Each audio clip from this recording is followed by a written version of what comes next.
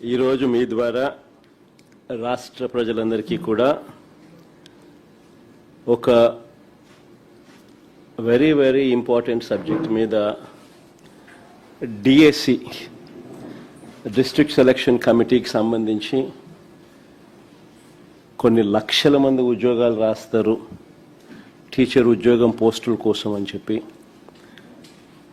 ఆ విషయంలో జరిగిన లీకేజీలు అయితేనేమి అవకతవకలు అయితేనేమి స్కాములు అయితేనేమి వీటి అన్నింటి విషయాల మీద ఈరోజు మీ అందరి ద్వారా రాష్ట్ర ప్రజలందరికీ కూడా వాస్తవాలను చూపించే కార్యక్రమం ఈ ప్రెస్ మీట్ ద్వారా ఈరోజు చేయబోతున్నాం. నిజంగా డిఎస్సి పరీక్షలు డిఎస్సి పరీక్షల్లో వీళ్ళు కండక్ట్ చేసిన విధానం చూస్తే నిజంగా చాలా షాకింగ్గా ఉంటుంది. అసలు అలార్మింగ్ లెవెల్స్లోకి షాక్ అనేది పోతుంది. లక్షల మంది క్యాండిడేట్లు పెట్టుకున్న నమ్మకాన్ని చంద్రబాబు నాయుడు గారు వమ్ము చేస్తూ స్కాములు చేస్తూ ప్రతిభావంతుల జీవితాలను దారుణంగా దెబ్బతీసిన పరిస్థితులు ఈరోజు రాష్ట్రంలో చూస్తూ ఉన్నాం. ఇంత ఘోరంగా రిక్రూట్మెంట్ జరగడం అన్నది బహుశా ఆంధ్ర చరిత్రలో ఎప్పుడైనా జరిగిందో లేదో నాకైతే తెలియదు. కానీ సాక్షాత్తు చంద్రబాబు నాయుడు గారు కొడుకు ఆయన సుపుత్రుడు లోకేష్ విద్యాశాఖ మంత్రిగా ఉంటూ ఇద్దరు కలిసి ఇంతటి దారుణంగా చేశారు అన్న విషయాలు ఆంధ్ర రాష్ట్రంలో చోటు చేసుకున్నాయి. నిజంగా చంద్రబాబు నాయుడు గారిని ఒకసారి గమనిస్తే ఒక అబద్ధానికి, ఓ మోసానికి, ఓ వెన్నుపోటుకి, ఓ దగాకి, ఓ స్కామ్కి, వీటికి చొక్కా ప్యాంటు గన తగిలిస్తే కనిపించేది చంద్రబాబే. చంద్రబాబు నాయుడు గారి రాజకీయ జీవితం చూసినా ఈ 2 ఏళ్లలో ఆయన సూపర్ 6లు సూపర్ 7లు చూసినా తానిచ్చిన మేనిఫెస్టో హామీలు ఇంకా లోతుగా చూసినా ఇవాళ టీచర్ల రిక్రూట్మెంట్ చూసినా మనకు కనిపించేది ఇవే: దగ, మోసం, అబద్ధాలు, స్కాము, ఇవే కనిపిస్తాయి. చంద్రబాబు నాయుడు గారు రాగానే చేసిన తొలి సంతకం 5 సంతకాలు చేశాడు. తొలి సంతకాలు అంటూ దానికి నానా హంగామా ఆర్భాటం కూడా చేశాడు. అందులో భాగంగా ఇది కూడా ఒకటి. ఇందులో మెగా డిఎస్సి అనేది ఒక సంతకం. మెగా అనేది ఏమిటో నాకైతే అర్థం కాదు. కానీ ఎందుకంటే ఇందులో 6100 ఉద్యోగాలు మేమిచ్చిన నోటిఫికేషన్, ఆయన ఇచ్చిన చరిత్ర కాదు, మేమిచ్చిన నోటిఫికేషన్. ఆ నోటిఫికేషన్ 6100 పోస్టుల నోటిఫికేషన్ను చంద్రబాబు నాయుడు గారు వాటిని భర్తీ చేయకుండా రద్దు చేసి రిక్రూట్మెంట్ ఆలస్యం చేశాడు. ఆలస్యం చేసి ఈ 6100 పోస్టులు ఏవైతే మేము ఇచ్చినామో, మా హయాంలో నోటిఫికేషన్ ఇచ్చిన పోస్టులు ఉన్నాయో వాటిని మళ్ళీ తిరిగి తీసుకొస్తూ మొత్తంగా కలిపి ఒక 16,000 పోస్టులకు ఆయన నోటిఫికేషన్ ఇచ్చాడు.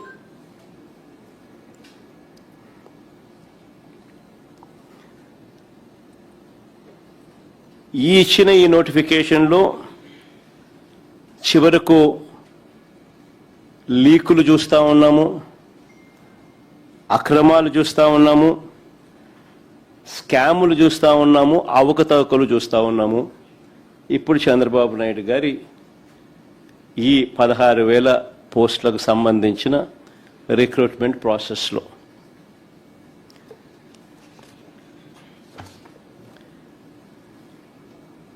నిజంగా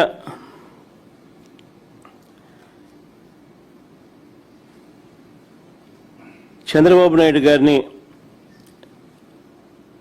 నేను ఇక్కడే ప్రశ్నిస్తా ఉన్నా.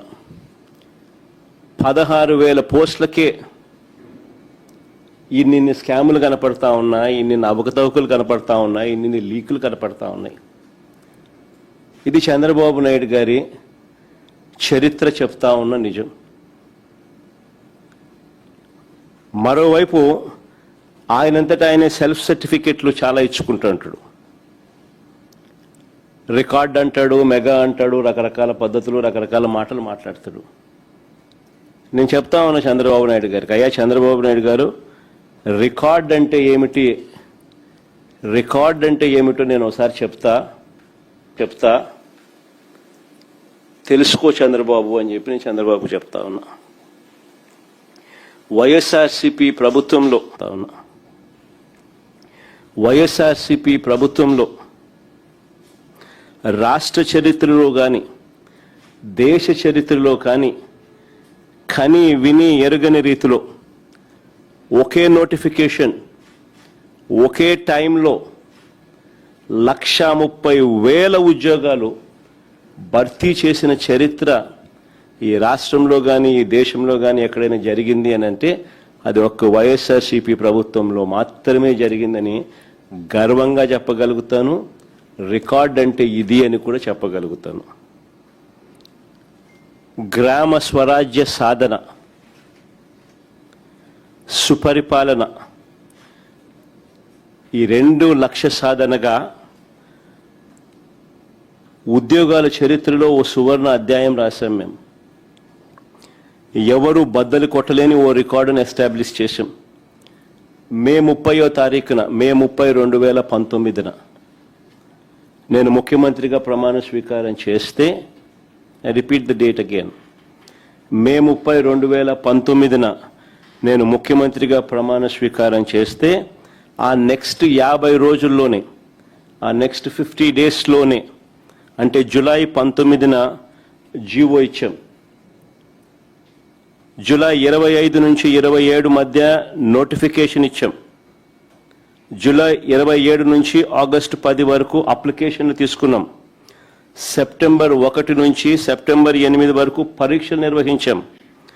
2,800 సెంటర్లలో 19 లక్షల మంది పరీక్షలు రాశారు. ఎక్కడా కూడా ఒక్క తప్పు జరగలేదు.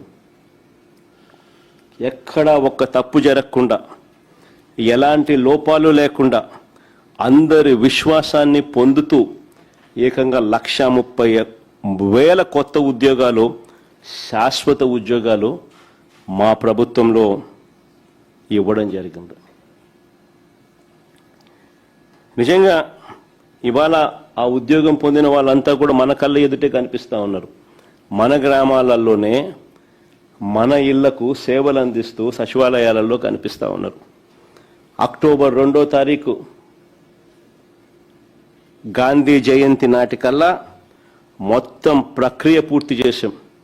అంటే మే 30th నుంచి అక్టోబర్ 2 దాకా మొత్తం ప్రక్రియనే పూర్తి చేయగలిగాము అని అంటే కేవలం 4 నెలలు. 4 నెలల్లోనే అత్యంత పారదర్శకంగా, ఒక్క తప్పు కూడా దొరలకుండా, ఎలాంటి లోపాలు లేకుండా ఓ చరిత్ర సృష్టించడం.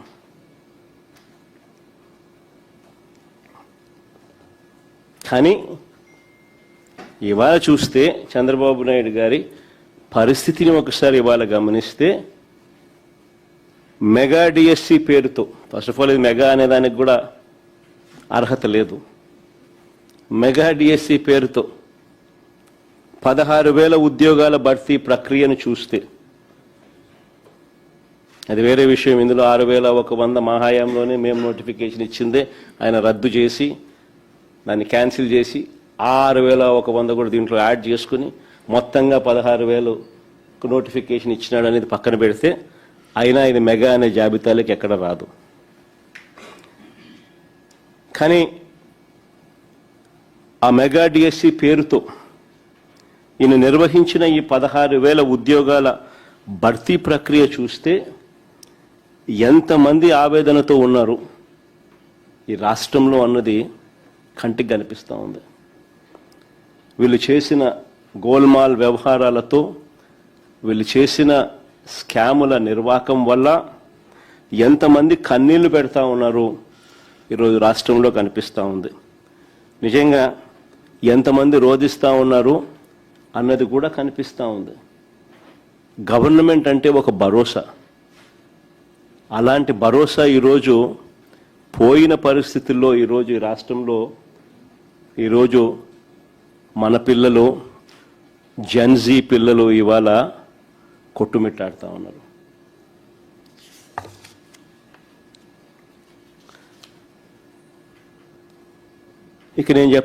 ఇక చెప్పబోయే పాయింట్లను ఒక 6 పాయింట్లుగా విభజించను. ఎవరికైనా కూడా 6 పాయింట్లు చూస్తే ప్రతి పాయింట్లోనూ స్కామ్ ఎలా జరిగింది, ఏ స్థాయిలో జరిగింది అన్నది కూడా అందరికీ కూడా అర్థమయ్యే విధంగా చెప్పబోతా ఉన్నాం. డిఎస్సి మొదటిది. డిఎస్సి మాత్రమే కాదు, ఏ పరీక్ష, ఏ పేపర్ తయారీ ప్రశ్నలైనా కూడా, డిఎస్సి కాదు, ఎనీ పరీక్ష, ఏ పరీక్ష అయినా, ఏ పేపర్ తయారీ అయినా కూడా ప్రశ్నలు అప్లోడ్ చేయడం, డిజిటల్ నిర్వహణ, ఇవన్నీ కూడా అత్యంత కాన్ఫిడెన్షియల్గా జరగాలి ఏ పరీక్షకైనా కూడా. కానీ ఈ ప్రభుత్వంలో ఈ రహస్య ప్రక్రియ కాస్త ఏమైంది ఒకసారి గమనించండి. డిఎస్సి క్వశ్చన్ పేపర్లను SCERT అంటే state council of educational research and training వీళ్ళు తయారు చేస్తారు క్వశ్చన్ పేపర్ను. పరీక్ష నిర్వహణ బాధ్యతలు డిఎస్సి కన్వీనర్ చూస్తారు. మామూలుగా 2 డిపార్ట్మెంట్స్, ఒకటి ప్రిపరేషను, ఒకటి నిర్వహణ. కానీ చంద్రబాబు గారి ప్రభుత్వంలో డిఎస్సి కన్వీనర్ను పక్కన పెట్టి క్వశ్చన్ పేపర్ తయారీ ప్లస్ పరీక్షల నిర్వహణ, ఈ 2 బాధ్యతలను కూడా ఒకరికే, SCERT డైరెక్టర్కి అప్పగించారు. ఇది మొట్టమొదట బీజం పడింది. ఇక్కడ నుంచి స్కీమ్ అనేది స్కామ్గా ఎలా మారింది అనేది ఇక్కడ నుంచి స్టార్ట్ పోతా ఉంది.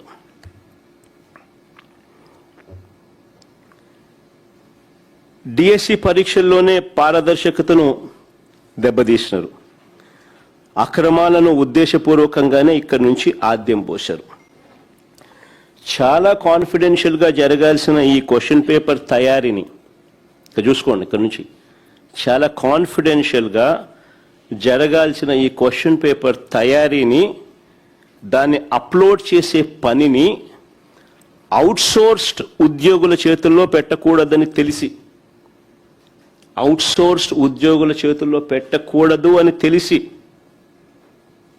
తెలిసి అవసరమైతే నేరం ఈజీగా వారిపై వేయొచ్చు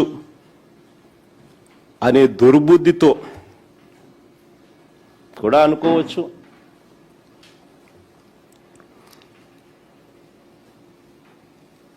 ఏకంగా ఈ ప్రక్రియను అవుట్సోర్స్ కాంట్రాక్ట్ ఎంప్లాయీస్తో చేయించారు.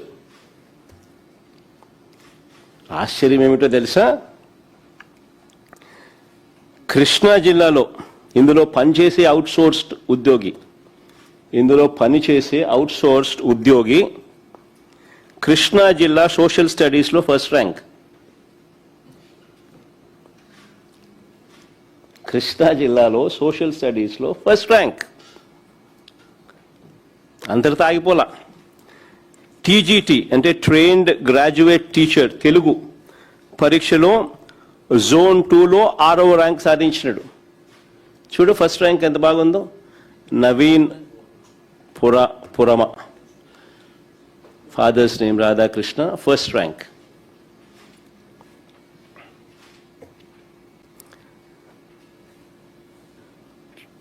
ఫస్ట్ ర్యాంక్ రావడమే కాకుండా TGT trained graduate teacher Telugu పరీక్షలో కూడా జోన్ 2లో 6వ ర్యాంక్ కూడా సాధించాడు.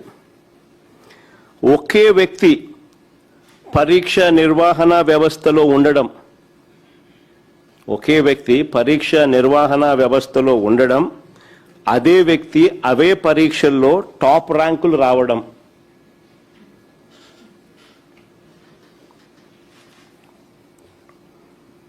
నిజంగా ఇది అతిపెద్ద స్కామ్కు సాక్ష్యం కాదా అని అడుగుతా ఉన్నా. ఇక్కడి నుంచి ఇంకా ఎంతమందికి లీక్ అయిందో ఇది కనిపిస్తూ ఉంది. కనిపించినవి ఇక్కడి నుంచి ఇంకెంతమందికి లీక్ అయిందో అనేది కనిపించడం, అది ఇంకా లోతుగా పోతే తెలుస్తుంది. ఆశ్చర్యం ఏమిటో తెలుసా? ఆశ్చర్యం ఏమిటో తెలుసా?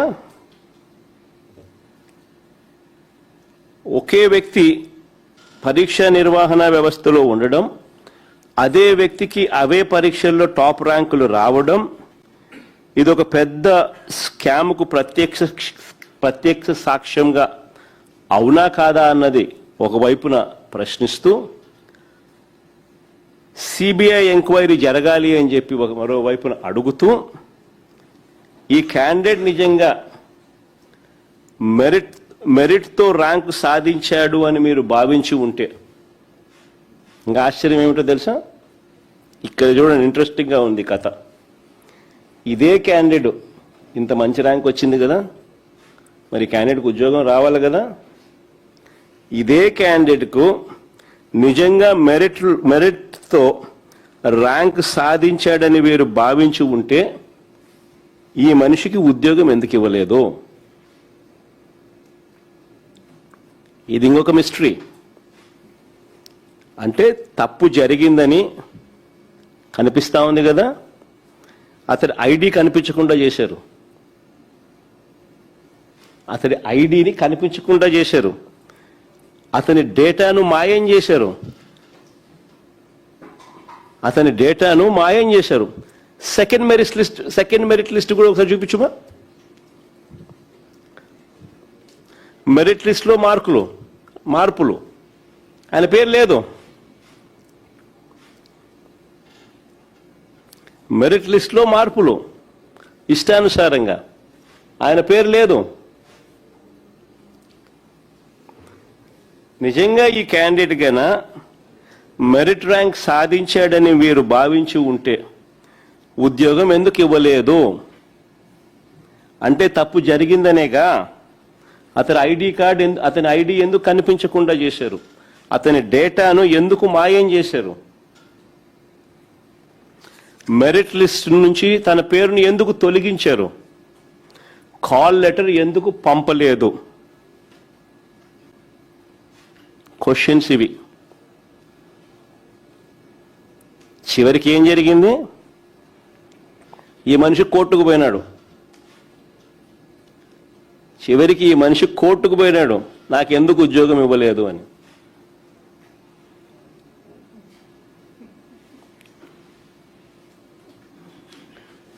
మనిషి ఇప్పుడు కోర్టు కేసు ఉంది.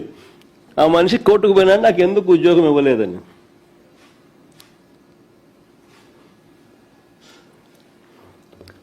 కీలక బాధ్యతలను అవుట్సోర్స్ ఉద్యోగులకు ఇవ్వడం, రెండోది అతడి టాప్ ర్యాంక్ వచ్చిన తర్వాత కూడా పోస్టు ఇవ్వకపోవడం, మూడోది అతడి వివరాలను మాయం చేయడం. తప్పులు జరగకపోతే ఇవన్నీ ఎందుకు జరిగాయి అని అడుగుతా ఉన్నా. అంటే దీని అర్థం పేపర్ లీక్ అయినట్టేగా, ఒప్పుకున్నట్టేగా మీరు కూడా. మరి ఈ లీక్ ఇంతటితో ఆగిపోయిందా? ఈ లీక్ ఇంకా ఎంత డెప్త్ లేకపోయింది? ఎంతమందికి ఈ లీక్డ్ పేపర్ చేరింది? ఆ లీక్డ్ పేపర్ పొందిన వాళ్ళు ఎంతమంది పరీక్షలు రాశారు? ఇవన్నీ కూడా రావాల్సిన సమాధానాలు. ఆ మనిషి కోర్టుకు పోయాడు, కోర్టుకు పోయిన డాక్యుమెంట్స్ ఇవన్నీ, కోర్టులో ఆ మనిషి నవీను సబ్మిట్ చేసిన వివరాలు ఇవి. ఈ వివరాలు చూస్తే ఈ వివరాల్లో ఆయన సబ్మిట్ చేస్తూ ఆయన అడిగాడు, కోర్టులో ఆయన అడిగాడు, నా ఐడి కనిపించకుండా చేశారు, నా డేటాను మాయం చేశారు, మెరిట్ లిస్ట్ నుంచి నా పేరు తొలగించినారు. ఇవన్నీ ఆయన కోర్టులలో 1, 2, 3 అని చూపించుకుంటా బామ్మ.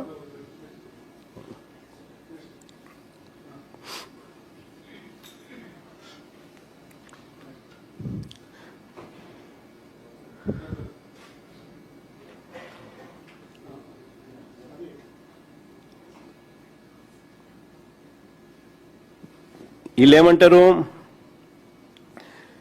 ఈ ప్రశ్నలకన్నీ కానీ చంద్రబాబు నాయుడు గారిని, ఈ ప్రశ్నలకు చంద్రబాబు నాయుడు గారి ప్రభుత్వం చెప్తున్న కారణాలు ఏమిటో తెలుసా?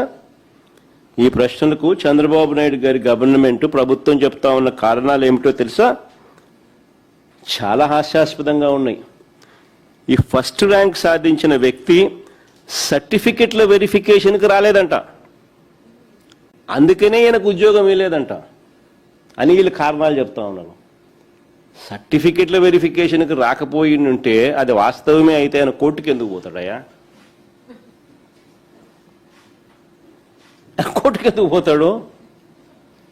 నిజంగా వీళ్ళు చెప్పినది వాస్తవమే అయితే సర్టిఫికెట్ల వెరిఫికేషన్కు తాను రాలేదు కాబట్టి అందుకే ఆయనకు ఉద్యోగం మేము ఇవ్వలేదని చెప్పి వీళ్ళు చెప్తా ఉన్నమాట వాస్తవమే అయితే ఆయన కోర్టుకి ఎందుకు పోతాడు?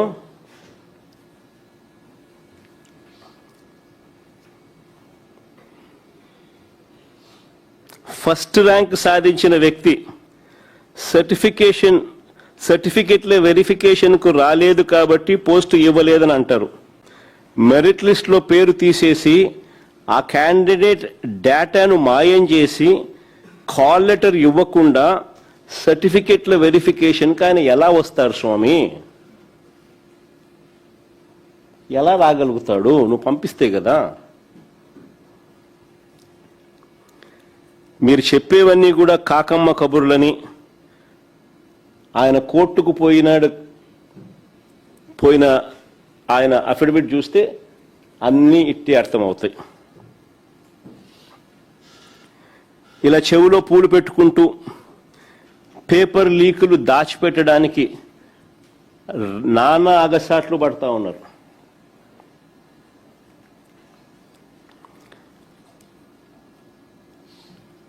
పేపర్ తయారీలో ఎవరెవరు ఉన్నారు?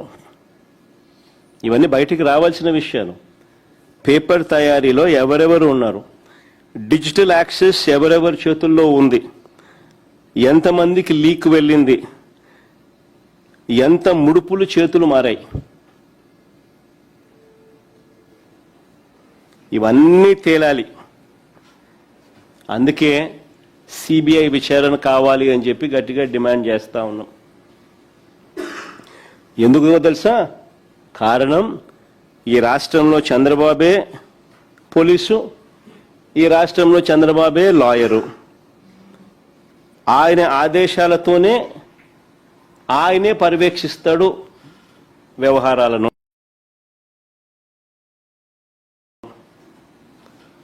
అధికారం ఉన్నది ఆయన చేతుల్లోనే, అధికారులు రిపోర్ట్ చేసేది ఆయనకే. మరి నిజాలు బయటికి రావాలి అని అంటే ఆయన కొడుకే విద్యాశాఖ మంత్రి. మరి నిజాలు బయటికి రావాలి అని అంటే విచారణ నిజాయితీగా జరగాలి అని అంటే సిబిఐ లాంటి ఏజెన్సీ, థర్డ్ పార్టీ ఏజెన్సీ వస్తేనే కదా నిజాలు బయటకు వచ్చేది. అప్పుడే కదా ఈ రాష్ట్రంలో వ్యవస్థల మీద ఎవరికైనా నమ్మకం ఉండేది. ఉద్యోగాలకు సంబంధించి ఇంకా నెక్స్ట్ పాయింట్కి పోతే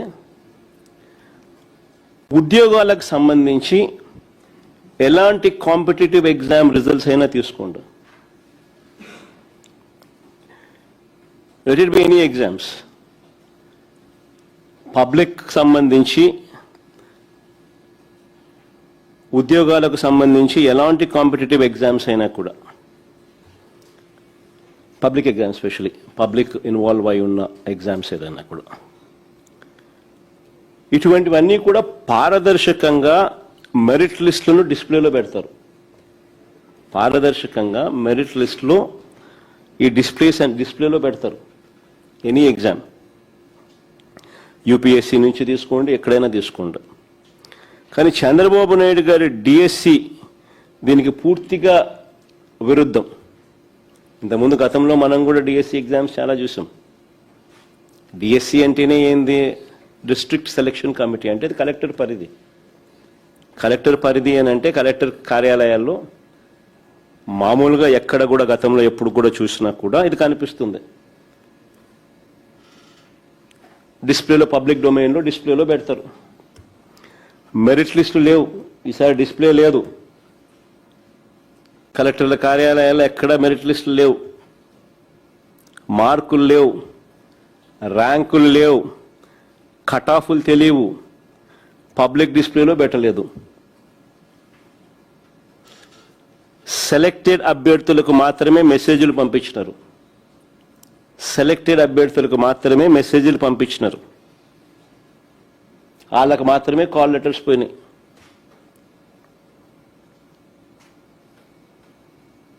అసలు డిఎస్సి అంటేనే ఇంతకుముందు నేను చెప్పిన డిస్ట్రిక్ట్ సెలక్షన్ కమిటీ అంటే జిల్లా స్థాయిలో కలెక్టర్ల నేతృత్వంలో జరిగేది. అలాంటి కలెక్టర్ల కార్యాలయాల్లో పబ్లిక్ డిస్ప్లేలో మెరిట్ లిస్టులు పెట్టలేదు, మార్కులు పెట్టలేదు, ర్యాంకులు పెట్టలేదు, కట్ ఆఫ్లు పెట్టలేదు, రోస్టర్ లిస్టు పెట్టలేదు. మొత్తం ప్రక్రియ అంతా సెంట్రలైజ్ చేసినారు. మొత్తం ప్రక్రియ అంతా సెంట్రలైజ్ చేసినారు. ఆన్లైన్ అని ఒక పేరు పెట్టినారు. మొత్తం ప్రక్రియనంతా సెంట్రలైజ్ చేసినారు. దానికి ఆన్లైన్ అని చెప్పి పేరు కూడా పెట్టారు. నిజంగా ఈ మాదిరిగా ఆన్లైన్ అని పేరు పెట్టి కన్ఫ్యూజన్ క్రియేట్ చేసి ఈ మాదిరిగా లిస్టులలో ఏది కూడా మెరిట్ లిస్టులు లేవు, మార్కులు లేవు, ర్యాంకులు లేవు, కట్ ఆఫ్లు లేవు, రోస్టర్లు లేవు, డిస్ప్లే లేదు, ఇవేవి కూడా కలెక్టర్ల కార్యాలయాలలో లేకుండా ఆన్లైన్ అని చెప్పి తీసుకొచ్చి సెంట్రలైజ్డ్ చేసి పిల్లలకి ఎవరికైనా డౌట్లు వస్తే కలెక్టర్ల కార్యాలయానికి పోతే వాళ్ళు ఏమంటారు, పైకి పోండి మాకు సంబంధం లేదని వీళ్ళు అంటారు. ఆ నుంచి ఖర్చులు పెట్టుకొని అన్ని కింద మీద పడి వాళ్ళు ఇక్కడికి వచ్చినారనుకో, ఇక్కడికి వస్తే ఇక్కడేమంటారు మాకు సంబంధం ఉంది కలెక్టర్ కార్యాలయానికి పోండి అంటారు. ఇది జరిగింది. వీళ్ళంతా ఎంతో మంది పిల్లలు ఎన్నో సందర్భాలు తిరిగినారు.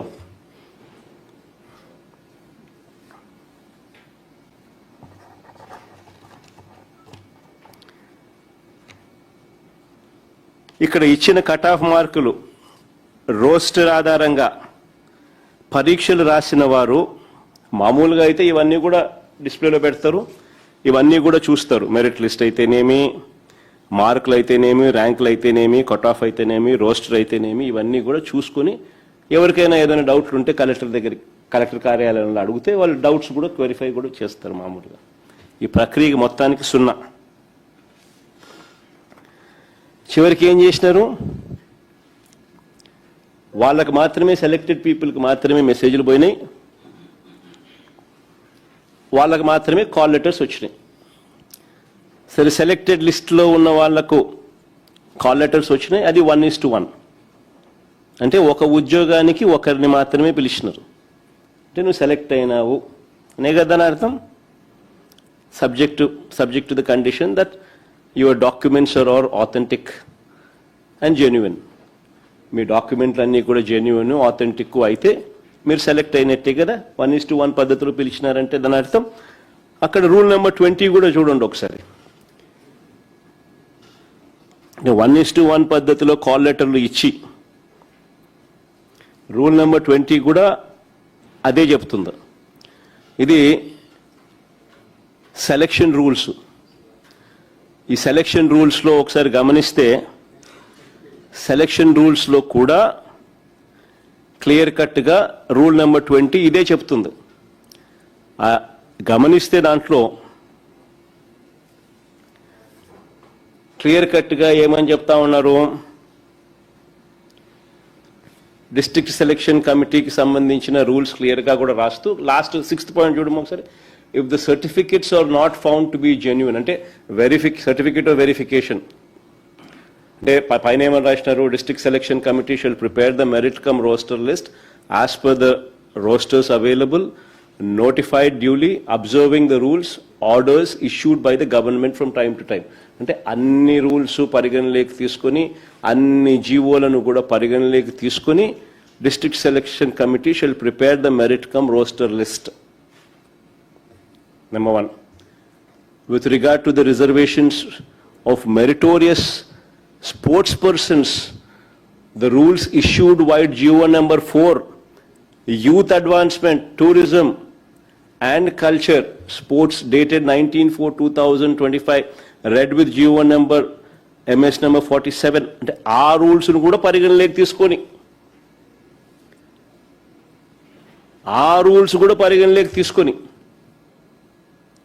కాల్ లెటర్ పంపించిన తర్వాత 1:1 పద్ధతిలో పంపించిన తర్వాత కింద చూడండి, if the certificates are not found to be genuine or /correct, and if the candidate fails to produce the certificates required at the time of verification,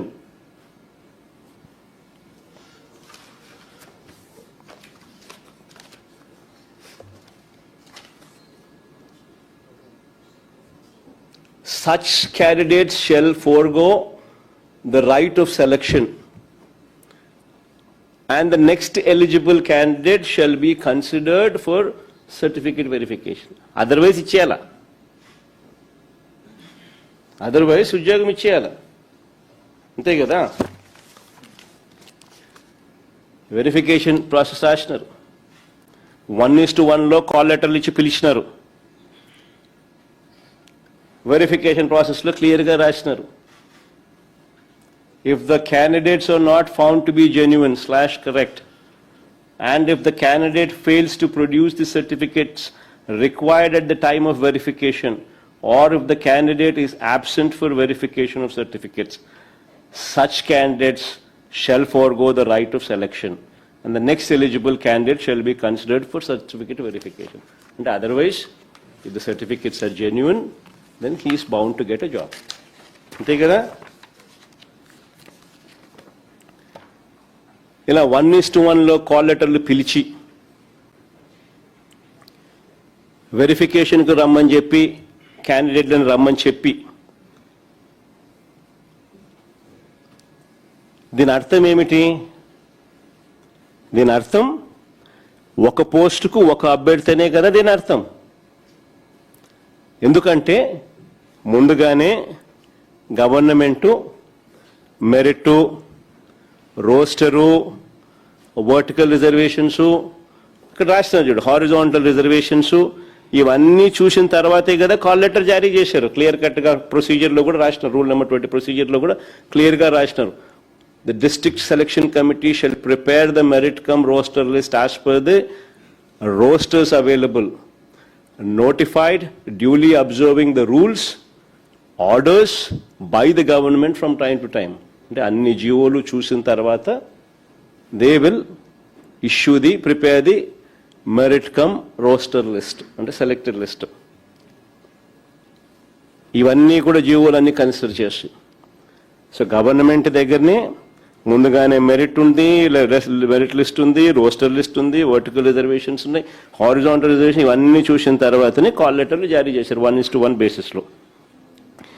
ఎందుకనంటే క్యాండిడేట్స్కి ఎన్ని మార్కులు వచ్చాయో వీళ్ళకి తెలుసు కాబట్టి వారు ఓపెన్లోకి వస్తారా, ఓపెన్లోకి రారా, లేదా రిజర్వేషన్లోకి వస్తారా లేదా అన్నది వారికి తెలుసు కాబట్టి, వర్టికల్ రిజర్వేషన్స్ వాళ్ళకు తెలుసు కాబట్టి హారిజాంటల్ రిజర్వేషన్స్ వాళ్ళకు తెలుసు కాబట్టి, ఎన్ని ఓసీ పోస్టులు ఉన్నాయో వాళ్ళకు తెలుసు కాబట్టి, ఎన్ని ఎస్సీ, ఎన్ని ఎస్టీ, ఎన్ని బీసీ, ఎన్ని ఈడబ్ల్యూఎస్ పోస్టులు ఉన్నాయో కూడా వాళ్ళకు తెలుసు కాబట్టి, ఉమెన్స్ కేటగిరీ కింద ఎన్ని పోస్టులు ఉన్నాయో కూడా వాళ్ళకు తెలుసు కాబట్టి, స్పోర్ట్స్ కోటా కింద, దివ్యాంగుల కోటా కింద, ఎక్స్ సర్వీస్ మ్యాన్ కోటా కింద ఎన్ని పోస్టులు ఉన్నాయో కూడా వాళ్ళకు తెలుసు కాబట్టి, మరి ఇవన్నీ ముందుగానే చంద్రబాబు నాయుడు గారి ప్రభుత్వానికి తెలుసు కాబట్టి, ర్యాంకులు, రిజర్వేషన్ల ఆధారంగా ఎవరు ఏ కోటా కిందికి వస్తారు, వారి ర్యాంకులు ఏమిటి అన్న విషయాలన్నీ కూడా ముందుగానే వారికి తెలుసు కాబట్టి 1:1 పద్ధతిలో పిలిచిన తర్వాత, ఇవన్నీ తెలిసిన తర్వాత నువ్వు కాల్ లెటర్ ఇచ్చినావు, 1:1 పద్ధతిలో పిలిచినావు.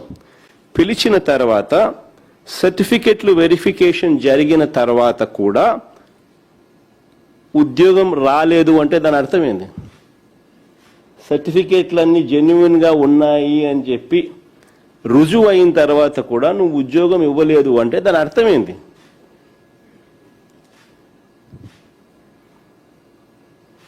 ఎవరి కోసం వీళ్ళని డ్రాప్ చేశారు?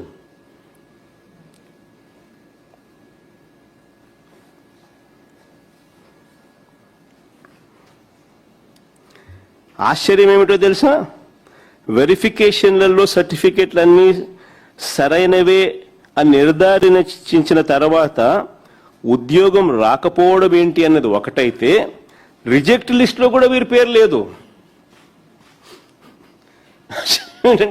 రిజెక్ట్ లిస్ట్లో కూడా వీళ్ళ పేరు లేదు. ఇది దగా కాదా అని అడుగుతా ఉన్నా, ఇది మోసం కాదా అని అడుగుతా ఉన్నా, ఇది స్కామ్ కాదా అని అడుగుతా ఉన్నా. ఇప్పుడేమంటారు? ఇప్పుడేమో కాల్ లెటర్ జారీ చేస్తే ఉద్యోగం వచ్చినట్టు కాదంటున్నారు. ఇప్పుడు మరి 1:1 అర్థమైంది స్వామి అని అడుగుతాను. నువ్వేదో 1:5 లేదా 1:3 కానీ నువ్వు కానీ పిలిచి ఉండింటే సరే నువ్వు చెప్పేది కరెక్టే అని చెప్పి మేము కూడా అనుకోనుందు. నువ్వు 1:1 పిలిచి సర్టిఫికెట్లన్నీ జెన్యున్ అని చెప్పి తేలిన తర్వాత నువ్వు ఉద్యోగం ఎందుకు ఇవ్వడంలా? రిజెక్ట్ లిస్ట్లో ఎందుకు పెట్టడంలా?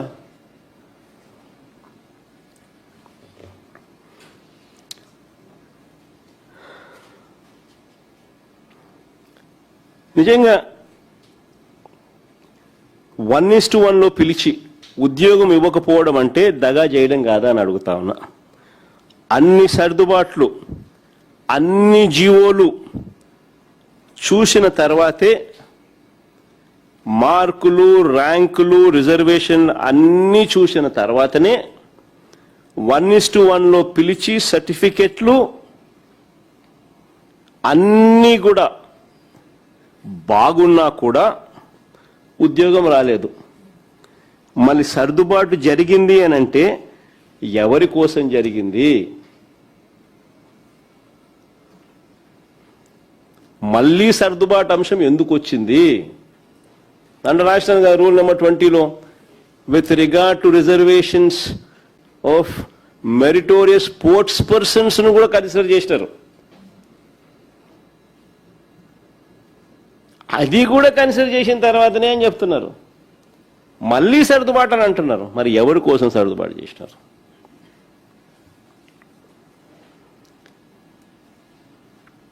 ఇంకొక అడుగు ముందుకేద్దాం. ఇప్పుడు చెప్పబోయేది మరీ ఇంట్రెస్టింగ్ పాయింట్. స్పోర్ట్స్ కోటా అసలు ఇది మామూలు స్కామ్ కాదు. ఈ స్పోర్ట్స్ కోటా కనుక ఇంటే అసలు ఎంటికలు నిలబడతాయి. నా పక్కన దుర్గయ్య ఉన్నాడు.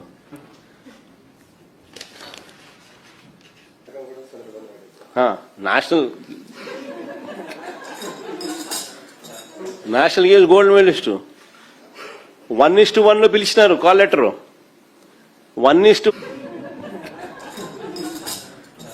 నేషనల్ గేమ్స్ గోల్డ్ మెడలిస్టు 1:1లో పిలిచినారు కాల్ లెటరు.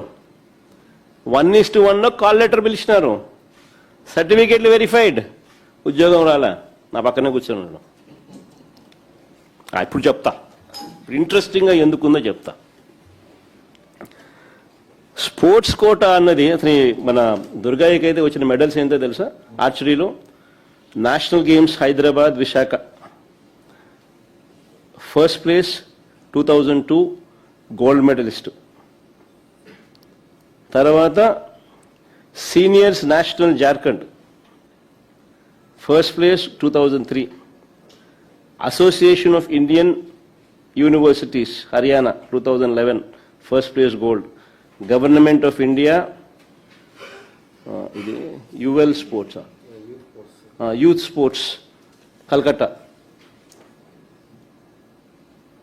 ఇది 3 అంటే ఫస్ట్ ప్లేస్ 3 గోల్డ్ మెడల్స్.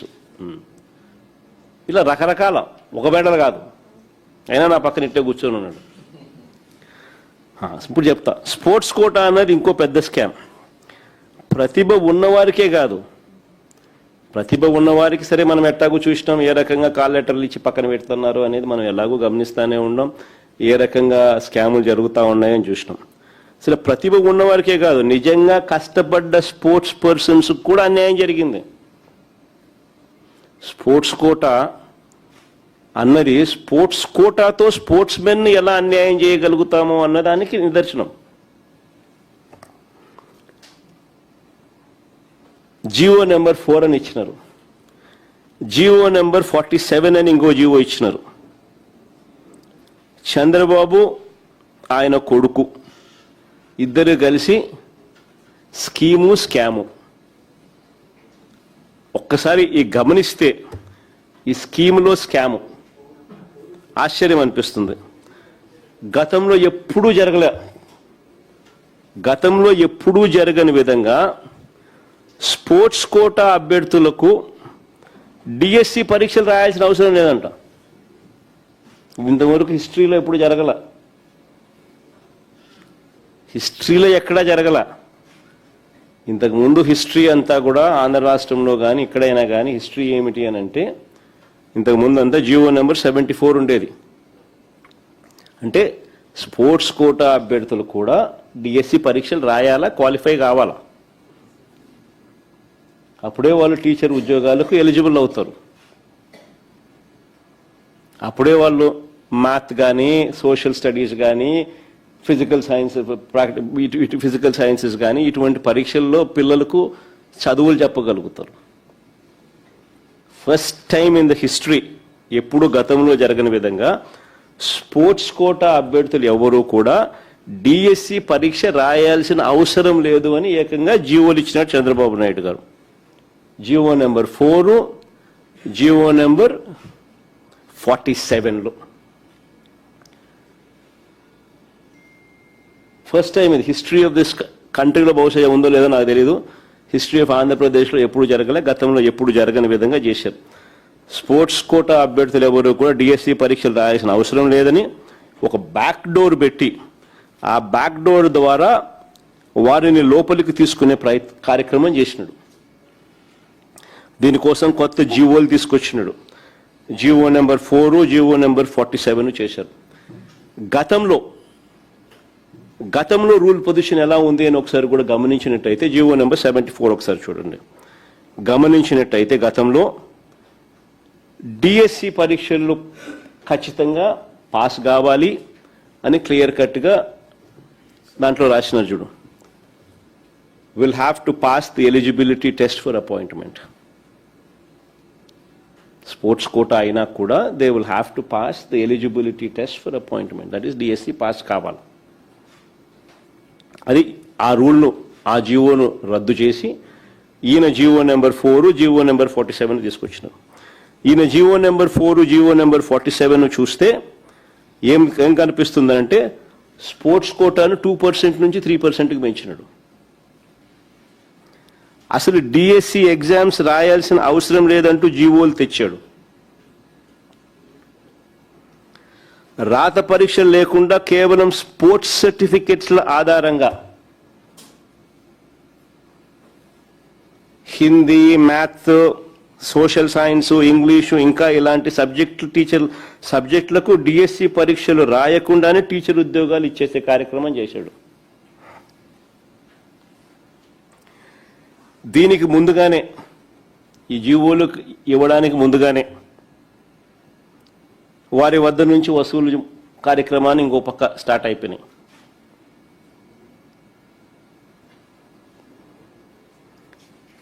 ఆ తర్వాత జీవోలు జారీ చేయడం మొదలుపెట్టాడు. ఇంకా కొన్ని పోస్టులకైతే ఉద్యోగం వచ్చిన తర్వాత డిఎస్సి పరీక్ష ఎలాగూ రాయాల్సిన పనుల ఉద్యోగం వచ్చిన తర్వాత నింపాదిగా డిగ్రీ కూడా సాధించుకునేదానికి 5 ఏళ్ళు టైం ఇచ్చినారు. ఇంకా కొన్ని పోస్టులకైతే నీకు డిగ్రీ కూడా అవసరంలా. డిఎస్సి ఎగ్జామ్ ఎలాగూ లేదు, డిఎస్సి ఎగ్జామ్ ఎలాగూ రాయాల్సిన పనుల, డిగ్రీ కూడా ఉండాల్సిన పనుల. 5 ఏళ్ళు నీకు టైం ఇస్తా, 5 ఏళ్ళలో నీకు ఉద్యోగం వచ్చిన తర్వాత 5 ఏళ్లలో నువ్వు డిగ్రీ పాస్గా అంటున్నాడు కొన్ని పోస్టులకు. ఇంకా ముందుకు పోదాం, ఇది ఇంకా మోర్ ఇంట్రెస్టింగ్గా కనిపిస్తుంది. ఇప్పుడు చూడండి, స్పోర్ట్స్ కోటా అంటే నిజమైన క్రీడా ప్రతిభకు గౌరవం, అంతే కదా. నా ముందనే నా పక్కనే దుర్గయ్య ఉన్నాడు. అట్లీస్ట్ గౌరవం. ST Polavaram schedule tribe, Polavaram ఆర్చరీలో నేషనల్ గోల్డ్ మెడలిస్ట్, ఇలాంటి వాళ్ళకి రాలా. స్పోర్ట్స్ కోటా అంటే నిజమైన క్రీడా ప్రతిభకు గౌరవం. కానీ ఈ ప్రభుత్వం దాన్ని ఉద్యోగాల దళారీ వ్యవస్థగా మార్చింది, ఉద్యోగాల బ్రోకరేజ్ ఫర్మ్ కింద మార్చింది స్పోర్ట్స్ కోటా పేరుతో. క్రీడా ప్రతిభను చూడలేదు, ఫలితాలు చూడలేదు, బ్యాకప్ సర్టిఫికెట్లు కూడా లేవు.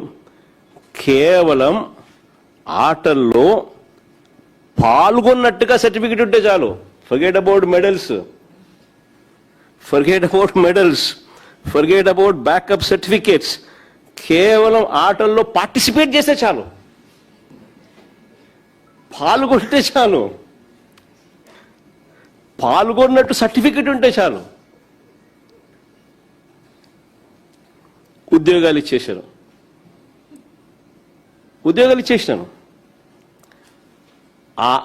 ఆ స్పోర్ట్స్ కూడా ఏంటి తెలుసా, inter district, inter college, inter university,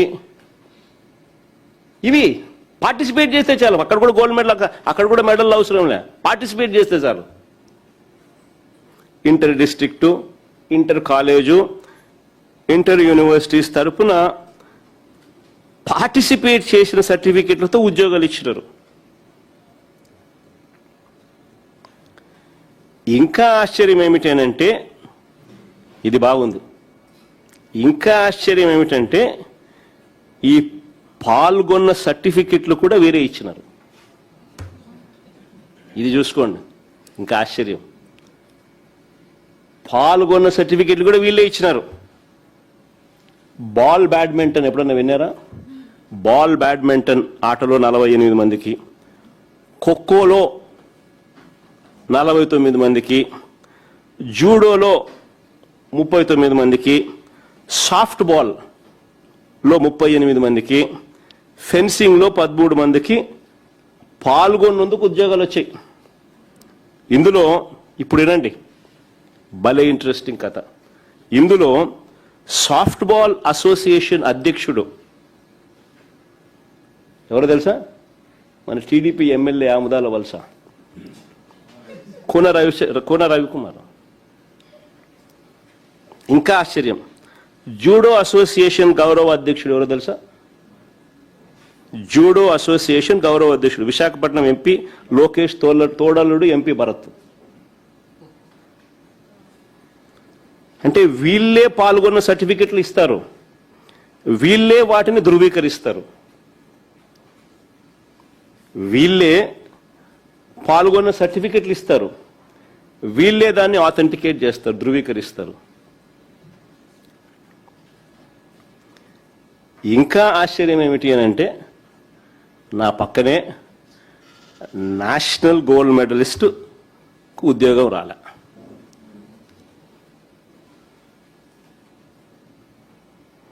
(1:1 call letter కూడా పొందిన తర్వాత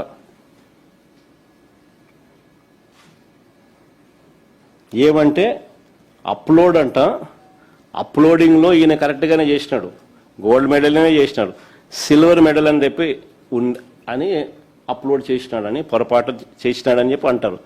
గోల్డ్ మెడల్ వచ్చినోడు సిల్వర్ మెడల్ ఎందుకు రాస్తాడయా? అయినా ఇంకొకటి, అయినా నువ్వు పాల్గొన్నందుకే ఇస్తున్నావు. ఇక్కడ మెడల్ వచ్చిన మెడల్ అయితేనే ఓ మెడల్ అయితే వచ్చింది కదా, మెడల్ వచ్చిన నీకు ఇవ్వు. నువ్వు వాడు పాల్గొన్నందుకే ఇస్తున్నావు ఉద్యోగాలు. అది కూడా inter college, inter district, inter university.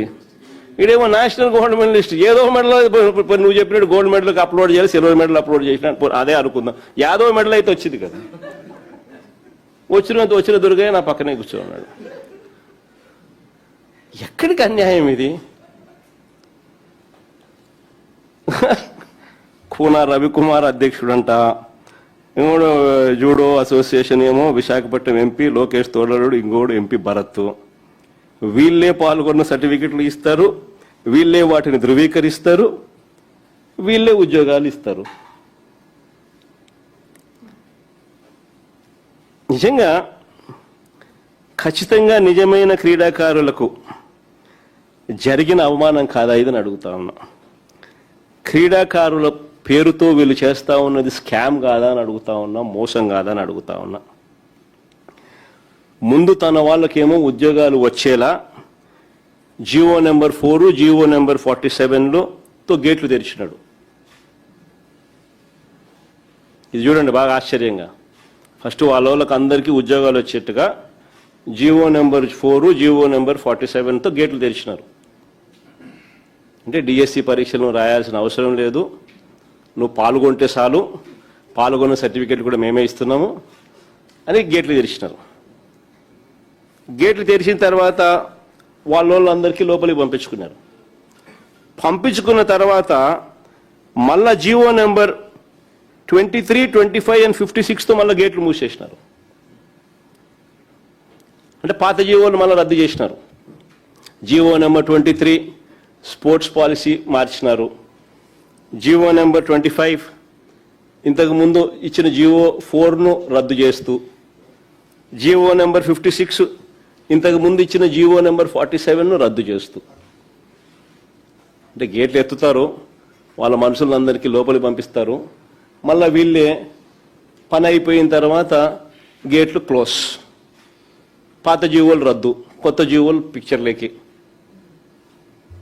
ఇది స్కామ్ కాకపోతే ఏంది స్వామి ఇది? నీ బుద్ధి పుట్టినట్టు జీవోలు ఇస్తున్నావు, నీ బుద్ధి పుట్టినప్పుడు క్యాన్సిల్ చేస్తున్నావు, నీ బుద్ధి పుట్టిన రద్దు చేస్తున్నావు. ఫస్ట్ జీవో నెంబర్ 4, 47తో గేట్లు ఎత్తుతున్నారు. గత ప్రభుత్వం, మా ప్రభుత్వం దానికన్నా ముందు ఉన్న జీవో నెంబర్ 74ను రద్దు చేసి తర్వాత నీ వాళ్ళందరినీ లోపలికి పంపించినాం. తర్వాత వెళ్ళిపోయిన తర్వాత జీవో నెంబర్ 23 స్పోర్ట్స్ పాలసీలో changes, GO number 25 GO number 4కు చేంజ్ రద్దు, జీవో నెంబర్ 56 జీవో నెంబర్ 47 రద్దు, గేట్లు మూసేసినారు.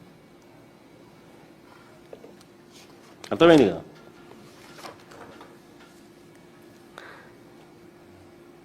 నేను అడుగుతా ఉన్నా చంద్రబాబు నాయుడు కానీ, అయ్యా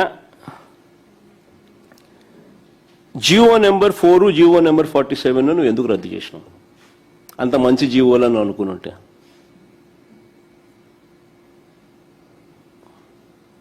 అంత మంచి జీవోలను నువ్వు అనుకుని ఉంటే నువ్వు జీవో నెంబర్ 4, 47 నువ్వు ఇచ్చిన జీవోలే కదా, ఎందుకు రద్దు చేసినావు? ఈ సెలెక్టెడ్ క్యాండిడేట్ల డేటాను కన్నా ఒకసారి చూస్తే ఆశ్చర్యకరమైన విషయాలలో ఇంకోటి ఏమిటో తెలుసా? Inter college, inter district, inter యూనివర్సిటీల తరపున పార్టిసిపేట్ చేసినందుకు 270 మందికి ఉద్యోగాలు ఇచ్చినారు. ఉట్టి పాల్గొన్నందుకు, పార్టిసిపేట్ చేసినందుకు 270 మందికి టీచర్ ఉద్యోగాలు ఇచ్చినారు. Inter college, inter district, inter యూనివర్సిటీల తరపున పార్టిసిపేట్ చేసినందుకు 270 మందికి టీచర్ ఉద్యోగాలు ఇచ్చినాయి. వీళ్ళకి పథకాలు రాలా, చెప్పుకోదగ్గ టోర్నమెంట్లలో విజయాలు లేవు, కేవలం పార్టిసిపేట్ చేసినారు.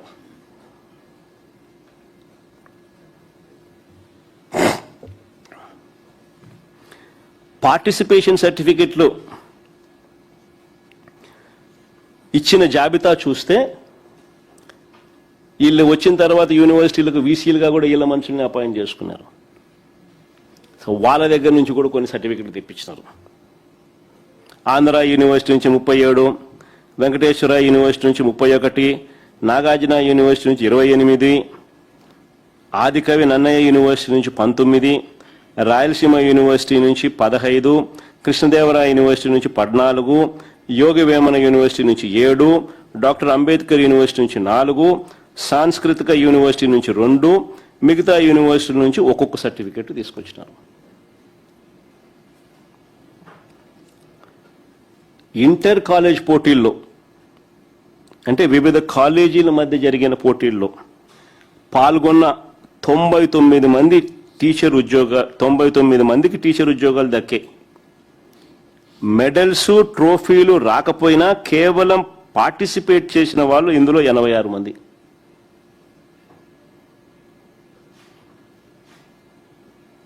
ఇంటర్ కాలేజీలో 99 మందికి పోటీల్లో పాల్గొనే, వివిధ కాలేజీల మధ్య జరిగిన పోటీల్లో పాల్గొన్న 99 మందికి టీచర్ ఉద్యోగాలు దొరికాయి. ఇందులో మెడల్స్, ట్రోఫీలు రాకపోయినా కేవలం పార్టిసిపేట్ చేసినందుకు 86 మందికి టీచర్ ఉద్యోగాలు ఇచ్చినారు. ఇంటర్ డిస్ట్రిక్ట్ పోటీలలో 59 మందికి ఉద్యోగాలు వస్తే అందులో పార్టిసిపేట్ చేసినందుకు 18 మందికి ఉద్యోగాలు ఇచ్చినారు. జిల్లా తరపున ఆడితే చాలు, గెలుపుతో సంబంధం లేకుండా డిఎస్సి పరీక్షలు రాయాల్సిన అవసరం లేకుండా కేవలం పార్టిసిపేట్ చేసినందుకు టీచర్ ఉద్యోగాలు మన రాష్ట్రంలో మాత్రమే అందుబాటులో ఉన్నాయి. పరీక్షలు రాకపోయినా పర్వాలా.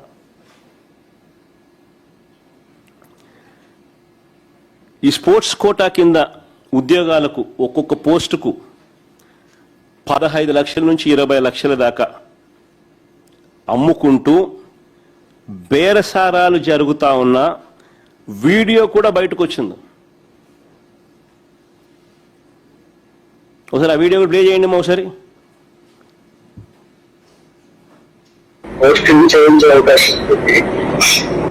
సార్ అట్లా కాదు సార్, అంటే ఎంతలో అవుతుంది సార్? ఒకసారి వస్తే మాట్లాడదామండి. అంటే కలిసి మాట్లాడమంటారండి? రేపు బయలుదేరామండి. ఎన్నింటికి రమ్మంటారు సార్? ఇష్టం, మీరు ఏ టైంకి అయినా రండి. సరే సార్. ఇప్పుడు మా చెల్లి కూడా కావాలండి. నేను ఒక్కన మా బావ నేను వస్తే సరిపడు. మీ ఇక్కడైనా రండి, మీ ఒక్కరైనా రండి. ఆవిడ ఫోన్ పర్లేదు, మీరే మాట్లాడే ఫైనల్ చేసుకుంటాండి. అవును సార్. అదే సరే సార్, అయితే రేపు 10 గంటలకల్లా వచ్చేస్తాం సార్. వచ్చి మీకు కాల్ చేస్తాం సార్ ఈ నెంబర్కి. మాక్సిమం ఒక వస్తే బెటర్, ఇద్దరు వస్తే కూడా ఒకరితోనే కదా మాట్లాడేది. ఇంకా మీరు నెక్స్ట్ వాళ్ళు చెప్తారు కదా సార్. ఏం లేదు, కొంచెం ఇది సీక్రెట్ గా చేసుకునేది కదా. ఓకే, తప్పకుండా సార్. నాకు అర్థమైంది సార్. ఏమో సార్, ఎంతనంటే నేను ఒకసారి మరి ఫిగర్ చెప్తే నేను ఒకసారి రెడీ చేసుకుంటాం సార్. మేము కూడా అందుకని అడుగుతున్నాం సార్. సార్ ఇది డిఎస్సీలో పోస్టింగ్ మీకు ఐడియా ఉంది ఓకేనా? అవును సార్. మీరు వచ్చేసి మార్కెట్ ఇప్పుడు 15 లక్షలు అట్లా నడుస్తుంది.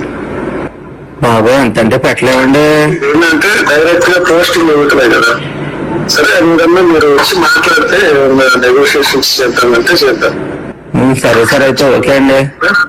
మాట్లాడతాను ఓకేనా? అలాగే అండి. నేను యాక్చువల్ ఏంటంటే నేను టైం తక్కువ ఉంది కాబట్టి ఇంటికే పంపించి మాట్లాడుతున్నా. ఇంట్లోనే మాట్లాడుతున్నా. Okay sir. అలాగే సార్. కొంచెం పర్సనల్ గా వస్తే మాట్లాడుతాను.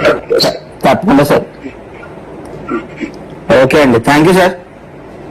కొంచెం పర్సనల్ గా ఇది డిస్కస్ చేసుకోవాలి. లేదండి, చెప్పిందండి మా చెల్లి చెప్పిందండి. పోస్ట్ ఇంపార్టెంట్ కదా సార్. మా ప్రజెంట్ వస్తామండి, చూసుకుంటాం సార్. సరే అండి. ఆంధ్రప్రదేశ్ ప్రభుత్వ లోగో డీపీగా పెట్టుకొని ఒక క్యాండిడేట్తో బేరసారాలు చేస్తున్న వీడియో ఇది. ఈ వీడియో బయటకు రాగానే తూతూ మంత్రంగా ఒక కేసు పెట్టారు. కేసు పెట్టి స్టేషన్ బెయిల్ ఇచ్చి ఇడిచిపెట్టేసినారు. ఈ వీడియో బయటికి రాగానే తూతూ మంత్రంగా కేసు పెట్టి స్టేషన్ బెయిల్ ఇచ్చి వదిలేసినారు. చేసిన విచారణ శూన్యం. ఈ విషయాలు ఏవి కూడా బయటికి రాకుండా దాచిపెట్టారు. ఈ ఎఫ్ఐఆర్ కాపీని ఒకసారి చూడండి. ఒకసారి దీనికి సంబంధించి ఎఫ్ఐఆర్ కాపీ. ఈ ఎఫ్ఐఆర్ కాపీని ఒకసారి మీరు చూస్తే వీడియో కాల్ చేసిన వ్యక్తి ఫోన్ నెంబర్ చాలా స్పష్టంగా ఉంది. పోలీసులు తలుచుకుంటే ఈ నెంబర్ ఎవరిదో కేవలం కొన్ని నిమిషాల్లోనే కనిపెట్టేస్తారు. కానీ ఎఫ్ఐఆర్ కాపీలో ఆ నెంబర్ ఎవరిదో ఆ పేరు తెలుపుకోకుండా అనుమానిత వ్యక్తి సస్పెక్ట్ అని మాత్రమే రాస్తారు. చూడండి, అక్కడ సస్పెక్ట్ అని మాత్రమే రాసినారు పైన. ఆ నెంబర్ ఎవరిదో కనుక్కోవడం పెద్ద పని పోలీసు వాళ్ళకు. ఆ నెంబర్ ఎవరిదో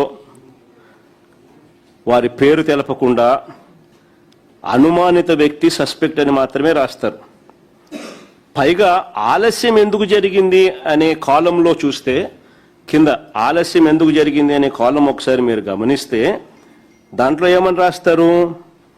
ఉన్నతాధికారులతో సంప్రదింపుల వల్ల డిలే అయిందంట. ఉన్నతాధికారులతో సంప్రదింపుల వల్ల డిలే అయిందంట. ఆలస్యం ఎందుకైనా కాలంలో.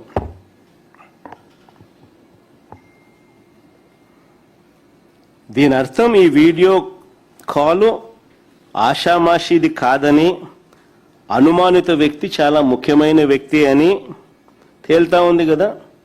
స్పోర్ట్స్ కోటాలో వ్యవహారం వెనుక పెద్ద తలకాయలు ఉన్నాయని చెప్పడానికి ఇది ఒక ఉదాహరణ. ఆ పక్క ఎమ్మెల్యేలు ఎంపీలు డీల్ చేస్తూ ఉన్నారు, అది వేరే విషయం. కోన రవికుమార్ దగ్గర నుంచి ఎంపీ భరత్ దగ్గర నుంచి వాళ్ళే అసోసియేషన్ ప్రెసిడెంట్లు, వాళ్ళే సర్టిఫికెట్లు ఇవ్వడము, వాళ్ళే అథెంటికేట్ చేయడము, వాళ్ళే ఉద్యోగాలు ఇప్పించడము. ఓ పక్క ఎంపీలు ఎమ్మెల్యేలు డీల్ చేస్తా ఉన్నారు, వేరే విషయము. వీళ్ళు కూడా ఒక ఉదాహరణ. పైగా అన్నిటికన్నా ఆశ్చర్యం ఏమిటో తెలుసా? బలమైన సెక్షన్లు పెట్టి గట్టిగా విచారణ చేయకపోగా కేవలం స్టేషన్ బెయిల్ ఇచ్చి పంపించినారు. స్టేషన్ బెయిల్ ఇచ్చి పంపించేసినారు. అది అన్నిటికన్నా దారుణం, ఆశ్చర్యం.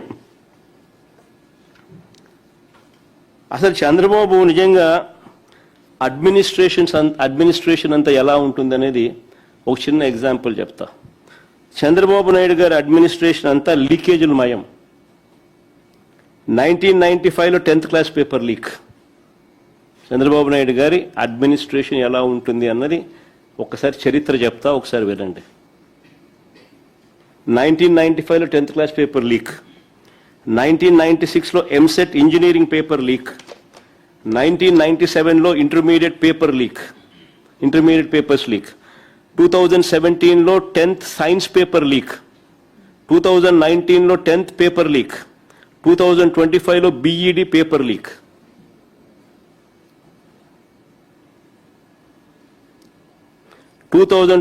లో 10th మ్యాథ్స్ పేపర్ లీక్. ఇప్పుడు డిఎస్సి టీచర్ల రిక్రూట్మెంట్ లీక్. ఇది చంద్రబాబు నాయుడు హిస్టరీ. ఏదైనా కూడా డబ్బులు చేసుకోవడం ఎలా లీక్ చేయాలి, ఎలా డబ్బులు చేసుకోవాలి, దిస్ ఇస్ హిస్టరీ. ఇవన్నీ కూడా ఏదైతే నేను అడిగానో, చూపించానో, ఇలాంటివన్నీ కూడా ఎత్తి చూపితే చంద్రబాబు నాయుడు గారికి మాత్రం నరాలు తెగిపోయేంత బీపీ, బ్లడ్ ప్రెషర్ ఎంత ఎక్కువ వస్తుందనంటే ఒక్కోసారి నాకే భయం వేస్తుంది, నేను పోతాడేమో అని చెప్పి. ఎప్పుడైనా పొరపాటున నిద్రపోయేటప్పుడు ఎవడన్నా అటు కొట్టి మావిగన్ అని చెప్పి ఎవడో అన్నాడు అనుకో, టకా అని చెప్పి మనిషి ఏమవుతాడో ఏమో అని చెప్పి ఒక్కోసారి భయం వేస్తుంది. నరాలు తెగిపోయేంత బీపీ. అందుకే ప్రశ్నించిన ఏ ఒక్కరిని కేసులు, అరెస్టులు,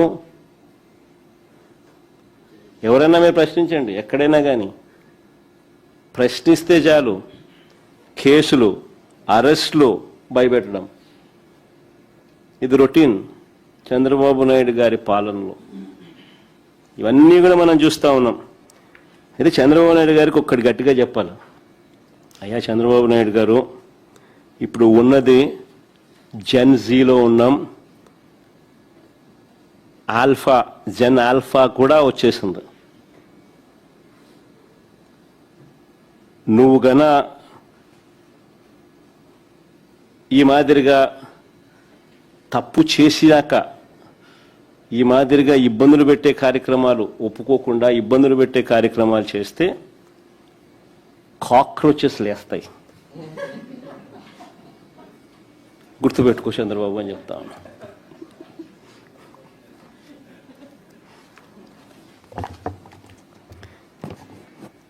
ఆంధ్ర రాష్ట్రంలో మేము కూడా కాక్రోచ్ అనుకో.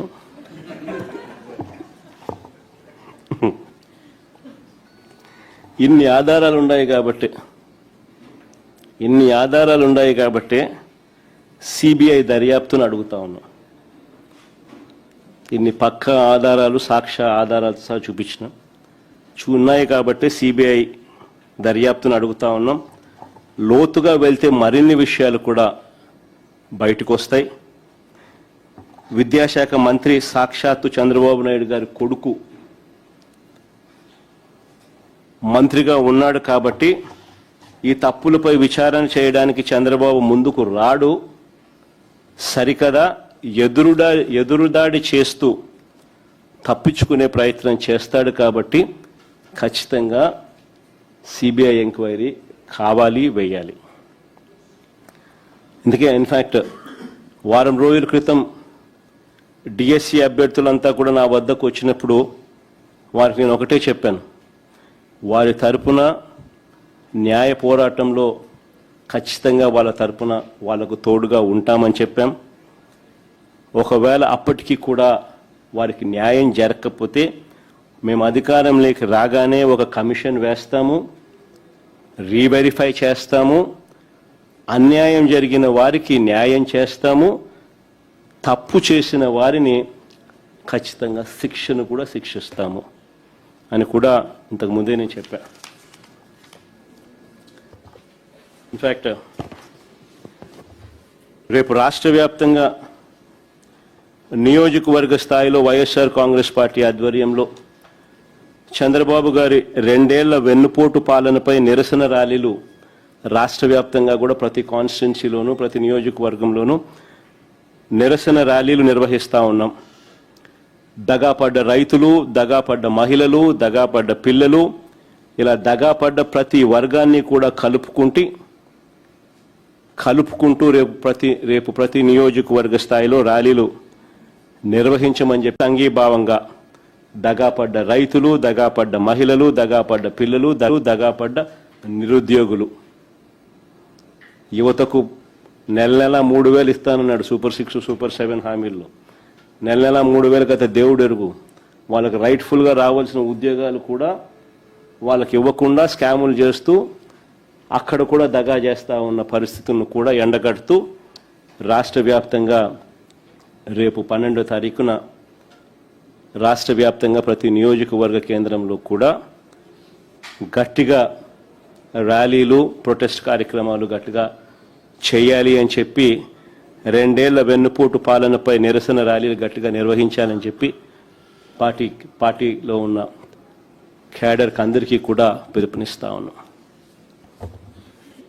సార్, ఎవరైతే డిఎస్సి అభ్యర్థులు అన్యాయం జరిగిందని తిరుగుతున్నారో వాళ్ళని ట్రోల్ చేస్తూ సోషల్ మీడియాలో పెద్ద ఎత్తున ఫేక్ ప్రచారాలు చేస్తున్నారు. వారి కుటుంబ సభ్యులను కూడా ఇబ్బంది పెడుతున్నారు. ఇప్పుడు నేను చెప్పినటివన్నీ కూడా, చూపినటివన్నీ కూడా ఎవరిని వ్యక్తిగతంగా విమర్శించాలనో లేకపోతే ఎవరికో ఏదో ఎత్తి చూపించాలనో కాదు. ప్రతి విషయంలోనూ కూడా ఆధారాలతో సహా with facts and figures explain చేయడం అనేది జరుగుతూ ఉంది. ఈ ఫ్యాక్ట్స్ అండ్ ఫిగర్స్లో ఇంత క్రిస్టల్ క్లియర్గా కనిపిస్తూ ఉన్నప్పుడు సమాధానాలు చెప్పాల్సిన చోట సమాధానం చెప్పకపోగా ఎదురుదాడి చేస్తూ తప్పు జరగనట్టుగా అబద్ధాన్ని కప్పిపుచ్చుకునే కార్యక్రమం చేస్తే అది ఏ రోజుటికైనా కానీ దేవుడు హర్షించడు, ప్రజలు హర్షించరు. ఖచ్చితంగా మొట్టికాయలు చంద్రబాబు నాయుడు గారి ఖచ్చితంగా రాబోయే రోజుల్లో దేవుడు ప్రజలు ఖచ్చితంగా వేస్తారు.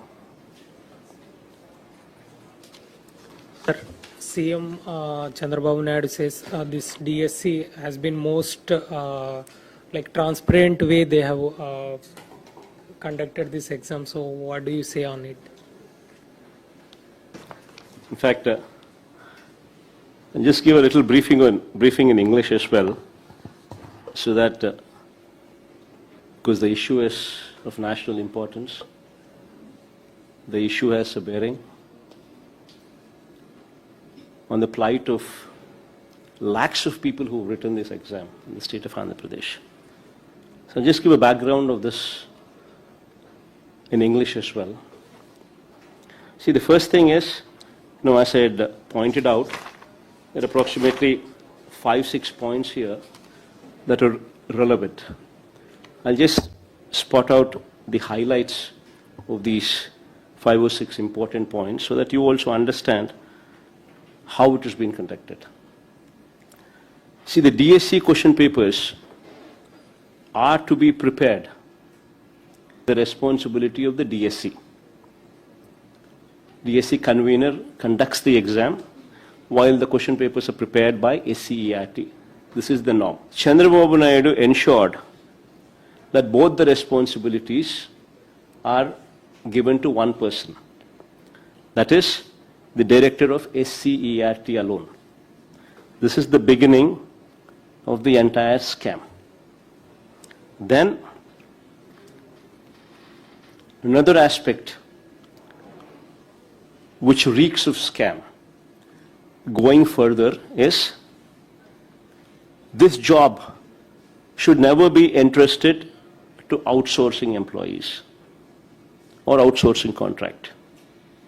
Whereas in this particular case, you have a situation where one such outsourcing employee involved in this process secured first rank in the social studies category in Krishna district and 6th rank in zone 2 in the TGT, that is trained graduate teacher Telugu examination.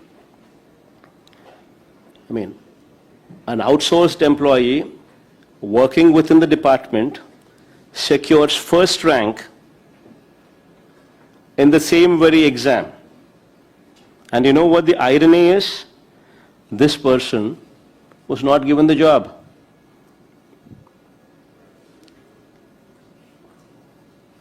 Why was his ID and his data removed? Why was his name removed from the merit list? The first merit list had his name.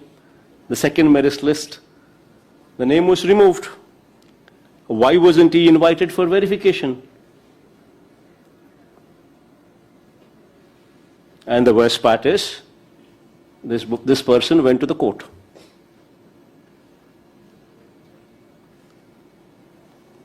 And why did he go to the court?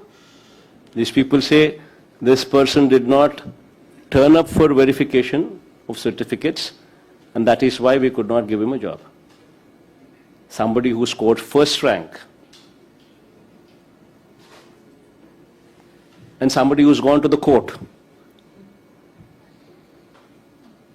And these people say he did not turn up for verification. Whereas the reality is, his ID was removed, his data was removed, the merit list was changed. He was not even invited for verification. So now this is where the leak is clearly evident. Now, did the leak stop with one person? How many people actually obtained the question paper beforehand?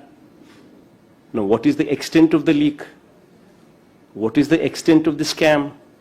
How much of money exchanged hands? Now, these details are to be probed into. Then going further, which reeks of scam again, no merit lists were displayed. Usually it's a DSC, District Selection Committee, where the exams, where the onus is on the collectors, district collectors. The norm is the district collectors display these lists, the merit lists, the marks, the ranks, the cutoff, the roster, all these things are usually put up for public domain at the collector's office. First time, this person, Chandrababu, in Chandrababu's regime, it was removed from public domain, it was removed from display. They have come out with a theory of centralized list. They have come up with an online theory. Somebody has any queries, somebody goes to the district collector, district office. There, the district collector, the district office says, no, we are not dealing with it. You go to the head office. The person comes to head office again. Head office says, we are not dealing with it. Go to the district. This kind of confusion was intentionally created. Third, which reeks of a scam once again, going further. Ultimately, the call letters were issued on a 1:1 basis, meaning one candidate was called for one vacancy. And yet, the candidates who were summoned had gone there, submitted their documents, showed their documents, and in spite of the fact that the documents were genuine, verified, yet they were not given a job. And their job was replaced by somebody else. Why did that happen? Whereas the Rule 20 of the recruitment process itself clearly says that after considering all the GOs in existence, all the rules in existence, after considering the merit, the cutoff, the ranks, and also considering vertical reservations and horizontal reservations, the lists should be selected. The finalized list should come out. And the call letters sent. In spite of that, now where and why were they not given the jobs? In spite of being called on a 1:1 basis, when their certificates were genuine. Now going further, these people have come out with a sports quota. Which is yet another scam. Chandrababu Naidu replaced the earlier existing GOs. GO number 74, which was prevalent since 2012. Chandrababu Naidu replaced that existing 74 GO, the sports quota GO, through GO number 4 and through GO number 47. Both these GOs speak of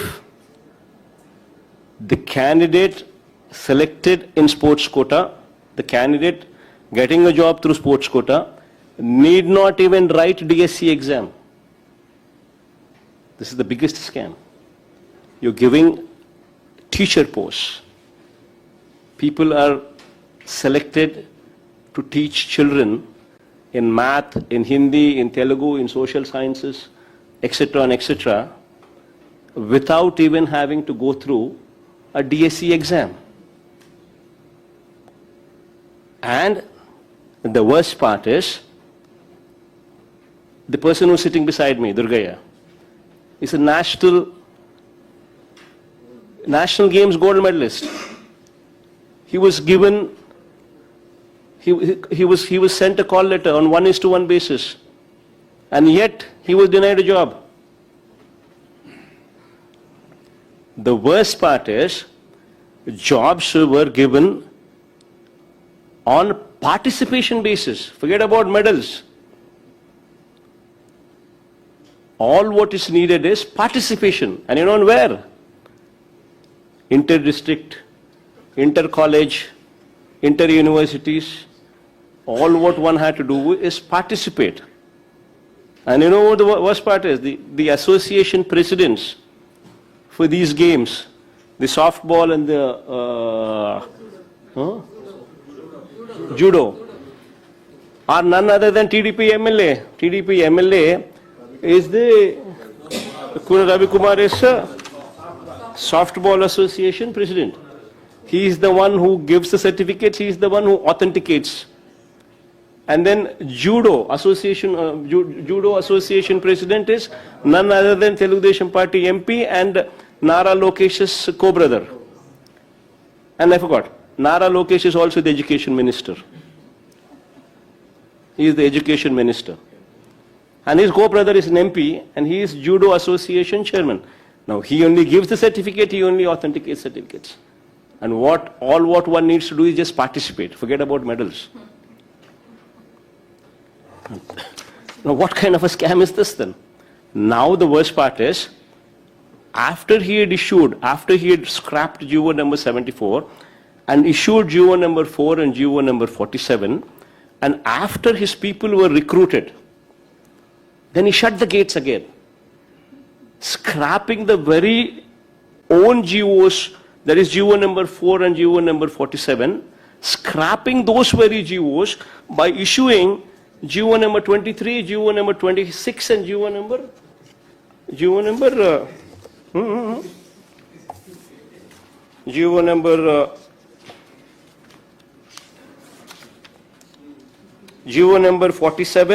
GO number 4 and GO number 47 were scrapped by GO number 23, GO number 25 and GO number 56. I mean, the gates are lifted, he brings people in, then again the gates are closed. Now, what kind of a scam is this? In fact, there is also a videotape. There is also a videotape, literally people demanding money, 15 lakhs to 20 lakh rupees. Okay, fine, that's a different aspect where directly the Telugudesam Party MLA and Telugudesam Party MP themselves are issuing certificates and issuing the authentication and filling up the sports quota. Well, that's a separate issue, but you also have videos being circulated, which are where the police have filed an FIR. And the worst part is, what was the response of the police? When somebody is demanding 15 lakhs, 20 lakhs from candidates for allotting the posts, for giving the posts, the police just book a case, not even mentioning whose telephone number it is, they just say suspect. And then they give a station bail. They don't even arrest. They give a station bail. What kind of corruption is this? What kind of a scam is this? 16,000 posts, lakhs of people attend to this exam. People study for years together, put in their best effort to get a teacher job. And look at the scams going on here. And who is the minister? Chandrababu Naidu's own son, Nara Lokesh, is the education minister. And who is the chief minister? Directly Chandrababu Naidu himself. And who are the agencies who can probe into these?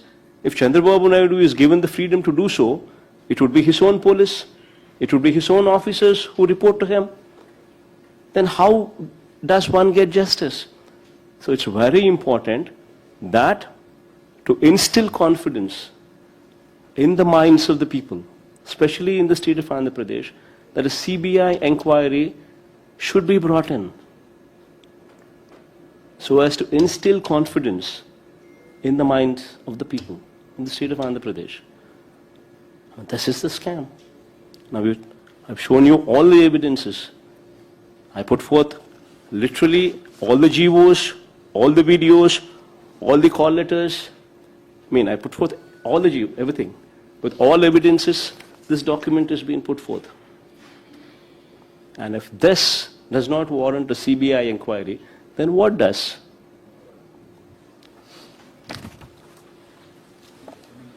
Sir, And this is the merit list. You see this merit list? It's been changed at their will, at their fancy. The first list says the outsourced employee is rank number 1.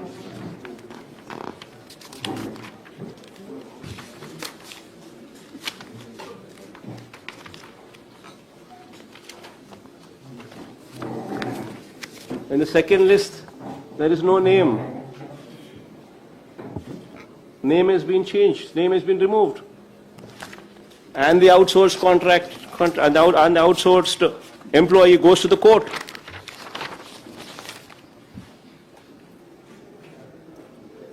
వాళ్ళ ఏంటంటే result పెట్టాము 30,000 మంది వరకు అందరినీ చేసాము అని చెప్తారు 7 grievance result cell పెట్టి మా ఈ వచ్చిన ఇది ఇట్లా ఏదైనా చిన్న చిన్న రిజల్యూషన్ వాటిలో 30,000 మంది వరకు సమస్యలు పరిష్కరించాము. అదేనా ఎంక్వైరీ అన్నది రాష్ట్ర ప్రభుత్వమే చేస్తే న్యాయం ఎలా జరుగుతుంది? పోలీసులు వీళ్ళ మనుషులే, అధికారులు వీళ్ళ మనుషులే, చంద్రబాబు నాయుడు గారి గవర్నమెంటు, నారా లోకేష్ ఎడ్యుకేషన్ మంత్రి. న్యాయం ధర్మం జరగాలి అని అంటే, ప్రివేలెంట్గా ఉండాలి అని అంటే థర్డ్ పార్టీ ఏజెన్సీ రావాలి. సిబిఐ లాంటి ఎంక్వైరీ సంస్థ వస్తే అప్పుడు నీకు ఏదైనా న్యాయం ధర్మం జరుగుతుందా? Yes Raghavendra. Sir, how do you rate the TDP coalition government performance after completion of 2 years in power? Sir? See, about national perspective, let me not comment on it because there would probably be very little what I can speak of. But as far as the state is concerned, because I'm very much party to it and I know what's happening in the state of Andhra Pradesh. And none of the poll promises, the manifesto one manifesto has gone into the dustbin. The Super 6 and Super 7 promises have been thrown out of the window. The farmers are in distress. Women are in distress. Youngsters, children are in distress. Education is in doldrums. So is the health sector. So is the agriculture sector. None of the people are happy. And worse off, you have scams running left to right. All over the place, everything is a scam. Now this is the plight of Andhra Pradesh.